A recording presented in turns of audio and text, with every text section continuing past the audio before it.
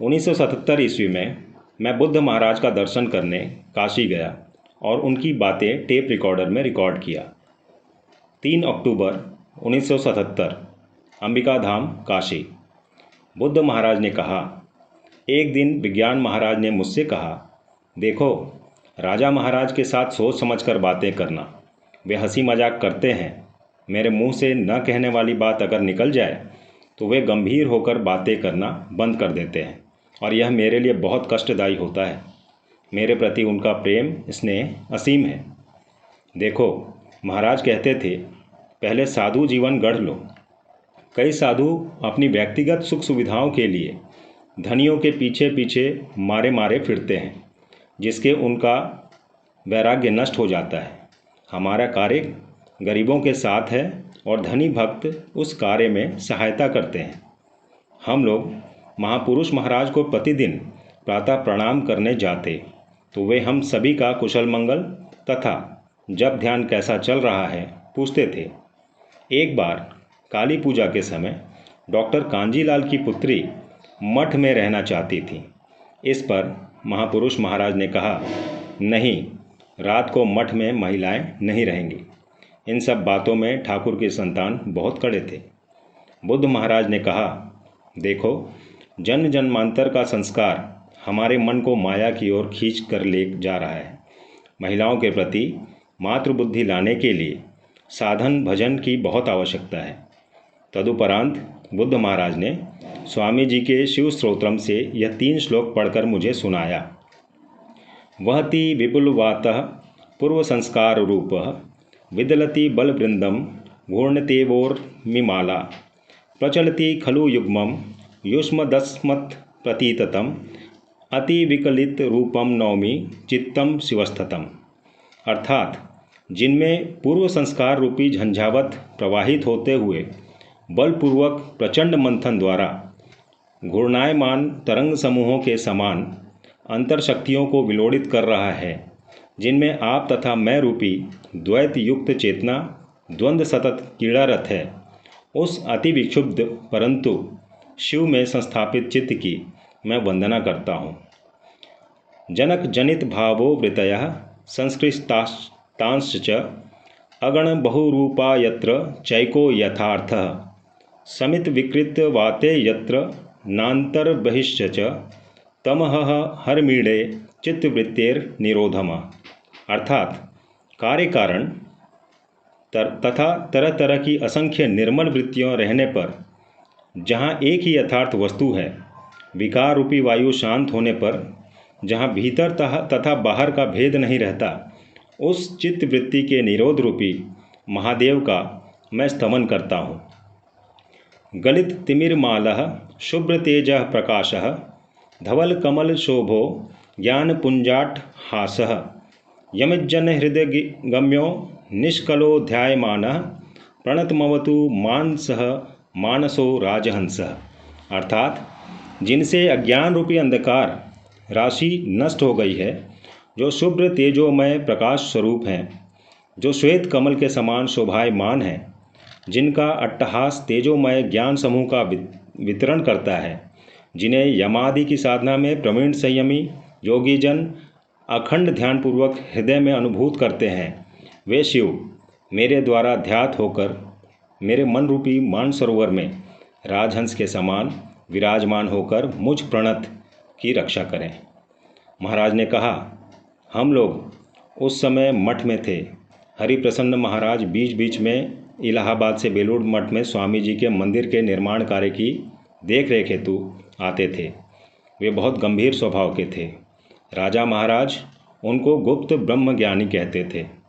मैं उस समय मठ ऑफिस में कार्य करता था और समय मिलने पर विज्ञान महाराज की सेवा करता था। मैं उनका भोजन ले जाता, वे बहुत खा सकते थे। स्वामी जी का मंदिर धीरे धीरे निर्मित हुआ है। रुपया नहीं था।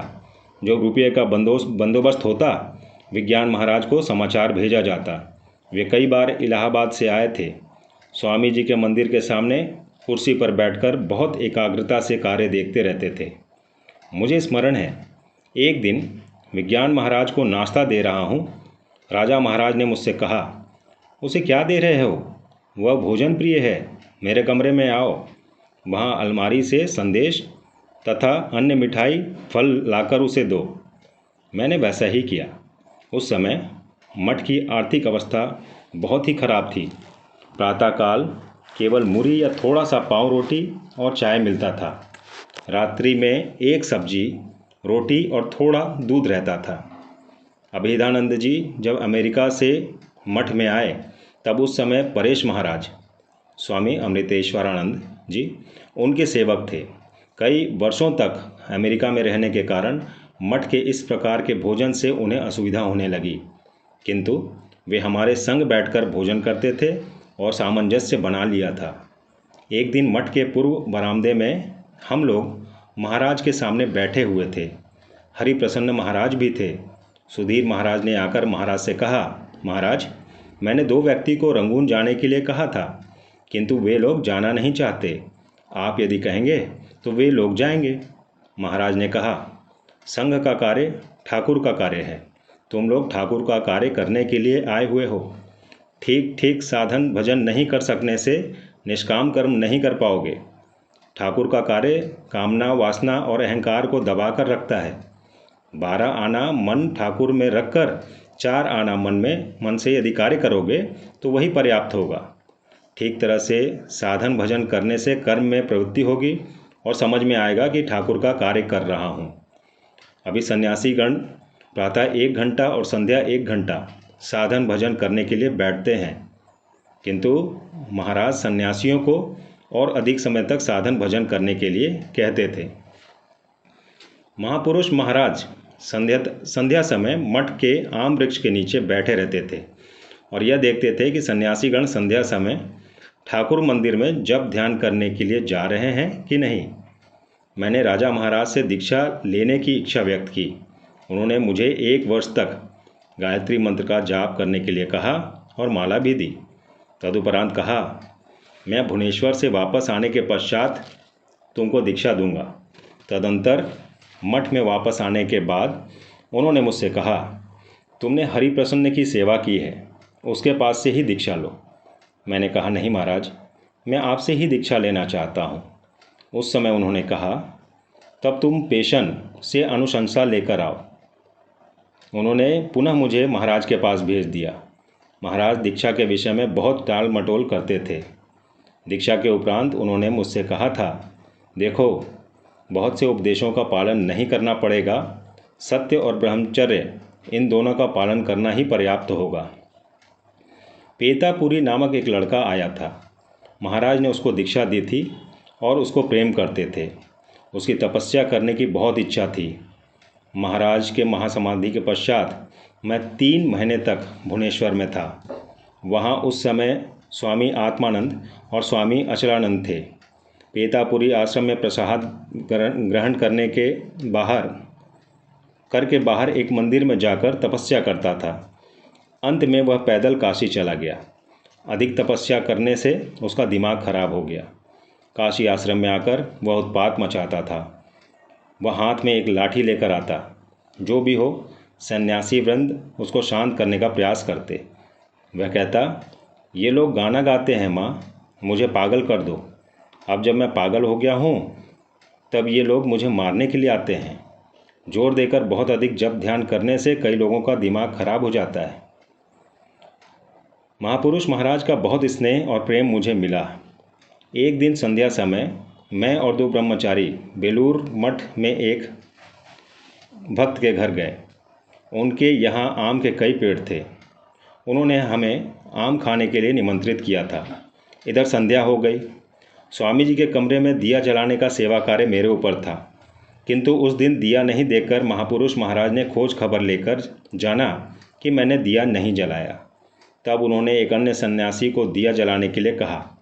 इस ओर जब मैं मठ में आया तब भाव महाराज स्वामी रामेश्वरानंद जी ने कहा, जाओ, आज तुम्हारे भाग्य में कुछ है, तुमको मठ से विदाई कर देंगे।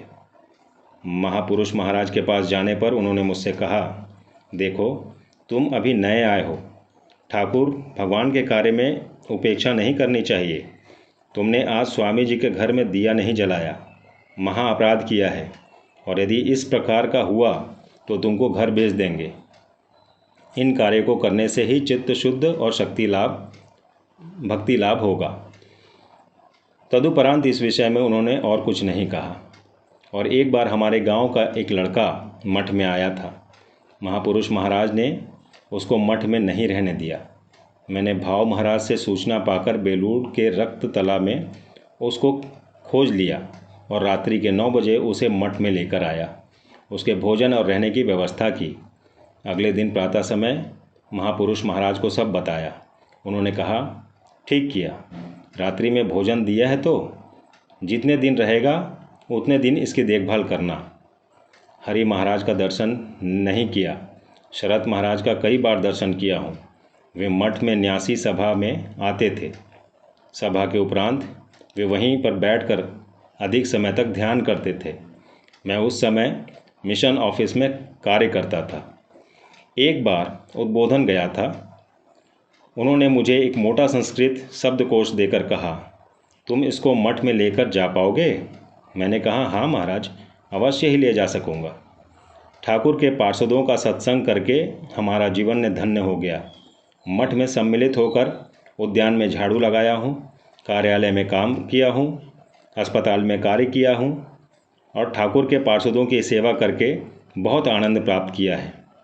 उन लोगों का स्नेह कभी नहीं भुलाया जा सकता। आज के प्रसंग में इतना ही। जल्द ही हम इसके आगे के प्रसंग लेकर आपके समक्ष पेश होंगे। जय श्री राम कृष्ण।